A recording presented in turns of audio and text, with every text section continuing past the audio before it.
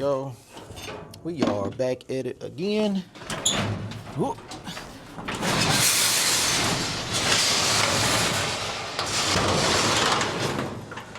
With yet another 81 LSWAP Caprice video. Alright, so the last time that we were here, I got the wiring finished and everything, but when I went to go turn the key, I heard a click like from a relay or something, but the motor would not crank over. So this is pretty much what it looks like. I think I need to have both red wires hooked up instead of just that one red wire. And it's cold out here. So I mean, normally I don't work out here in the cold, but it is 40 degrees out here and it's a little chilly. The goal of today is to get this motor to crank over, hit it with some starter fluid, and get it to pop off. So let's get to it. Ain't nothing else to it. So I got the car jacked up. I got the ECU hooked up, got the battery in. So it was one comment on the last video when I did the wiring, and the guy said, and I can put it up here what he said. He said something like, it'll start if the neutral safety switch is unplugged. And I thought, I don't know if the car's in park. So I take it park should be all the way forward, because if I had the shifter linkage up, it will pull the lever forward all the way. So let's see if the car is in park, because if the car is not in park, then the ECU is not going to allow it to start, hence the word safety neutral or neutral safety. So yeah, the car was not in park. The way it goes, that should be parked. So let's see. Let me not step on my cardboard I'm gonna be laying on. All right, man, let me tell you, that's why you don't rush. I mean, I wasn't rushing on purpose. I was just rushing because I had to go get my kids. So man, if that's all it was, it's gonna be a relief. But you can see we got power. Let's see if the motor turns over. I got oil in it, so dog, still nothing. Doggone it. All right, well, that ain't what it was. So doggone it.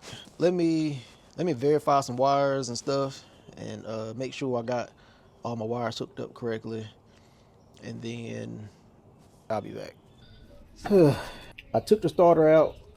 I took it to AutoZone, Advanced Auto, whichever one of them, and I had the starter tested.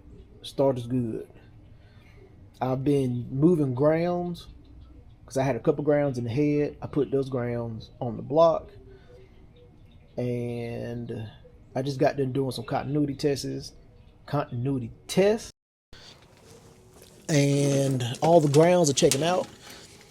I did take the purple and the pink wire off of the car switch just to do some processes of eliminations. So I'm just going to put the 12-volt ignition and the key switch directly to the battery, so that way I can see what's going on under the hood. So hopefully the bad grounds were the problem, because the starter tested fine. So let's see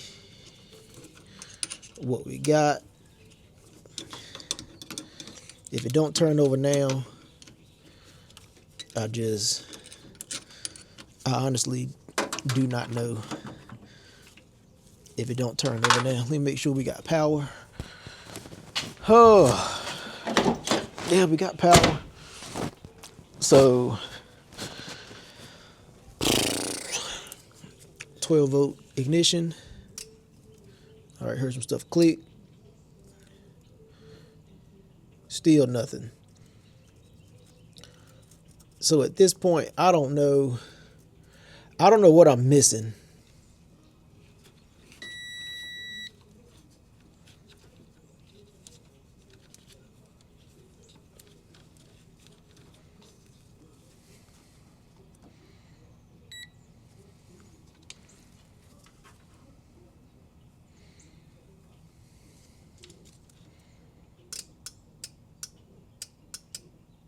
Yeah, so there's just a fuel pump relay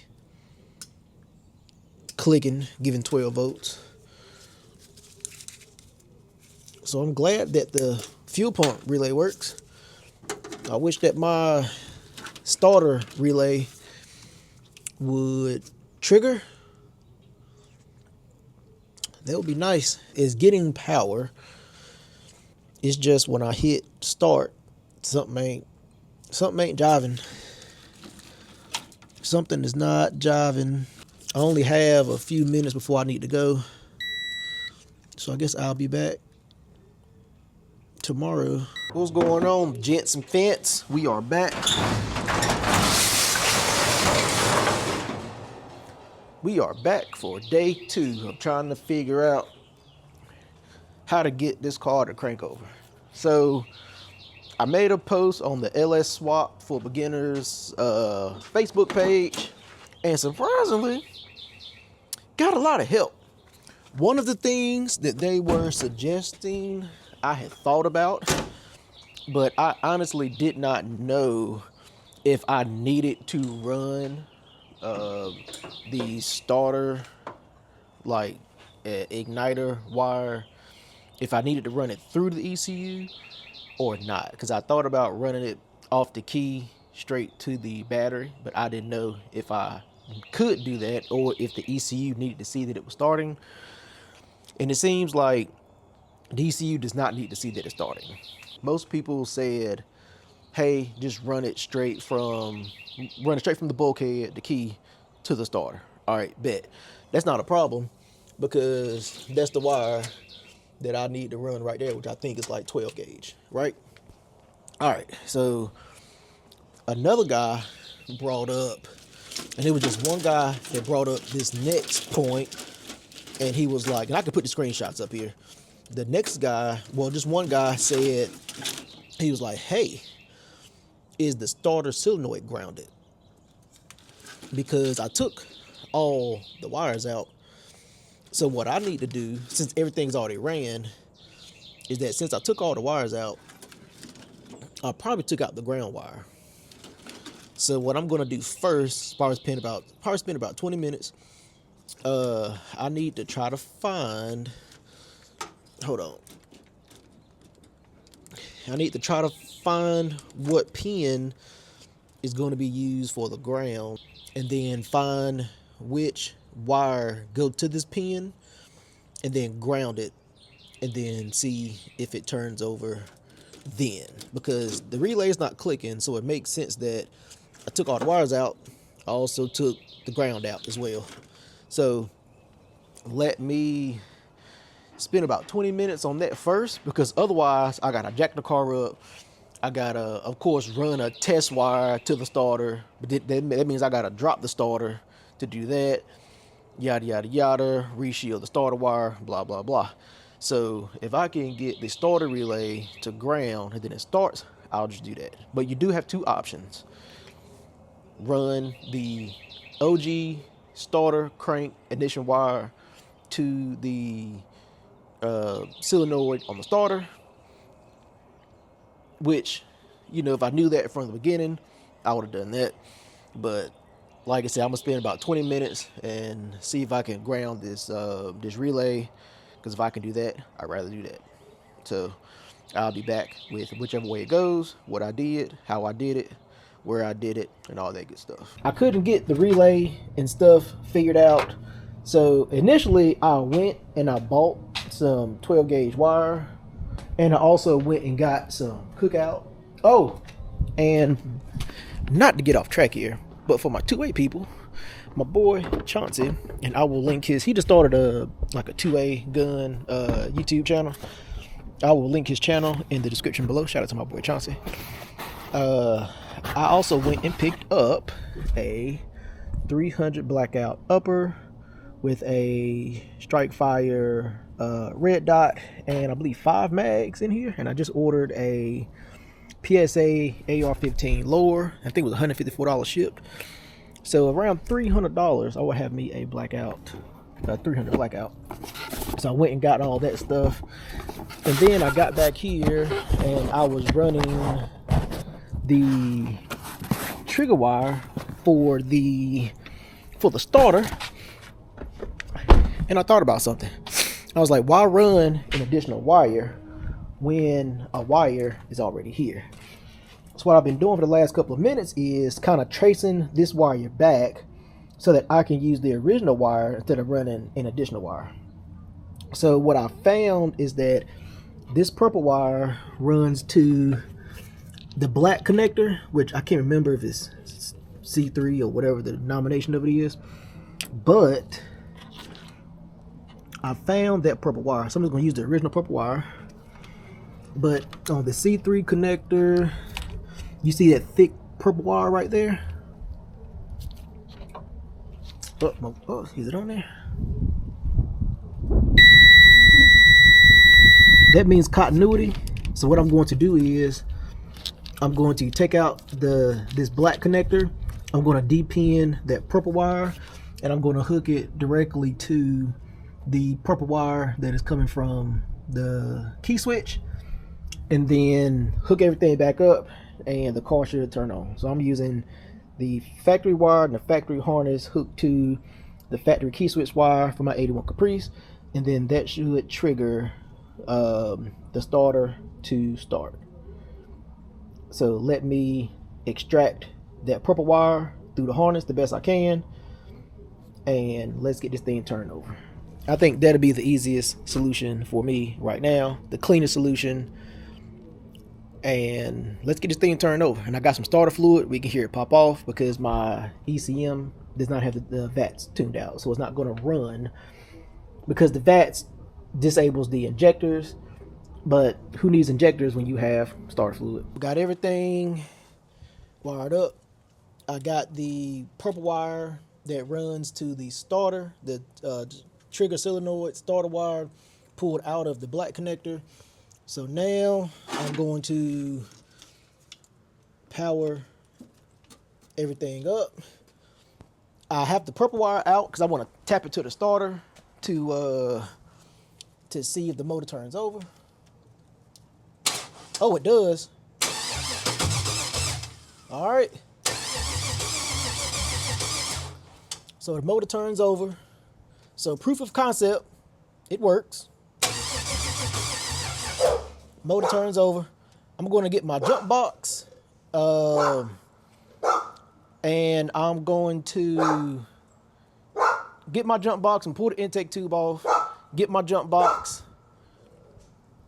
and then put the key on ignition. That should fire up the fuse box, and then we're going to put some starter fluid in intake tube and see if this joker will pop off for us. Hopefully I got enough starter fluid for this thing to pop off.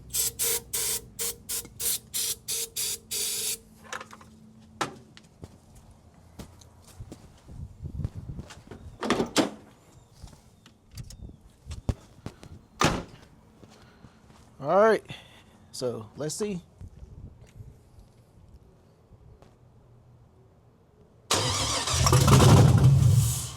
All right.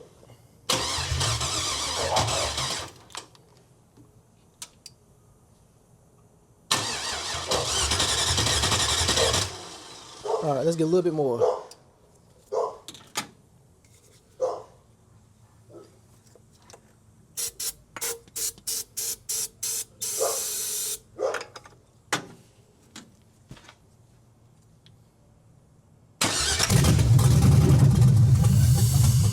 Oh yeah. Oh yeah. That's all I needed right there. That's all I needed. Car runs, everything should be good. Awesome. So I started it that time by taking this jumper, like I said, it's the purple wire that came off the black connector, and just putting it straight to the battery so that it turns over. So my ignition switch should work because it worked when the 305 was in here and nothing has changed. So technically when I go in here, and I've already taken the computer loose, like I said, but now it's not running through the computer. It's going from the factory harness to the starter wire from the 2002 Yukon harness, but it's not plugged. So nothing is not running through any relays on that harness. So when I go and flip the key, even though there's no computer in here, it should turn over, which it does. So if I would have done this yesterday, I probably would have been getting the fuel system. I probably would have had the fuel system mocked up in the car today. So I wasted all day yesterday over not spending 30 minutes to do what I did today. So hopefully y'all can learn from what I'm doing so that y'all can be more efficient in getting your swaps done and running. So I knew the motor should be good, but I just wanted to verify that it was still good. You know, crunk up on like 4 squirts of starter fluid, so put gas in it, it should run no problem. So yeah, that's it for this video. The purpose of this video was to get the car to crank, hit it with starter fluid, get it to pop off. That's what it did. Video over. Because everybody say you can't do a budget LSWAP. Well, I'm interested to know how much money I actually spend once I sell, well, at least for the motor, transmission to run itself, and the fuel system versus what I can sell off the donor vehicle. Because that's the whole point. Buy a donor vehicle, sell parts off of it to kind of try to make your money back. So, yeah, I'm going to end this video. Should have ended it probably 5 minutes ago, but I'm excited because proof of concept, Kite D technically runs. It ain't driving nowhere, but it runs. So, like everything you do, always remember, think, build, enjoy. Peace.